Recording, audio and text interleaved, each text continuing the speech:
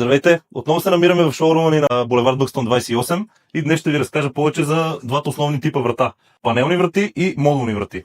Тук може да видите в разрез една панелна врата, която е и най-често разпространената, така да се каже.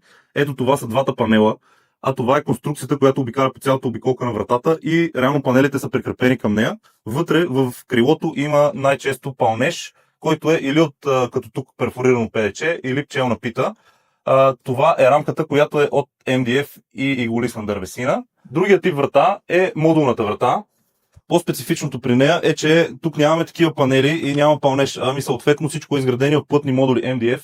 Това отделен модул, това и всички те са на сглобки една към друга. И по този начин е конструирана цялата врата. Модулните врати като цяло винаги са доста тежки, затова имах нужда от минимум 3 панти. Това тук е един от новите модели модулна врата от серия Mamba. По-често се случва модулните врати да бъдат разделени на повече отделения, по-малки, но има и варианта, в който имаме един цял панел по средата. Може би, ако колежката се завърти, тук ще видите и по друг начин направена модулна врата, която е на няколко отделения. Също доста масивна врата, много харесвана от клиентите.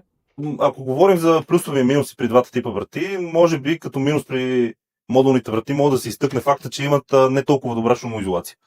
За разлика от тях при панелните врати, и във варианта с перфорирано ПДЧ, който има още по-добра шумоизолация от пчелната пита, но и пчелната пита също има добра шумоизолация. Това е голям плюс, за да може да се отделят помещенията, някой да, особено за спални, защото някой в другата стая, примерно в кухнята, може да мие нещо, да тропа и така нататък. Хората искат да има добра шумоизолация за спалните винаги, което при модулните е леко нарушено и другите панелните дават по-добра шумоизолация. Ако имате нужда от консултация относно интериорните врати за вашето ново жилище, потърсете ни или по телефона, или заповядайте в офисите ни, братя Бъкстон 28 и в Младост 3, блок 378, срещу парка Боби Кели.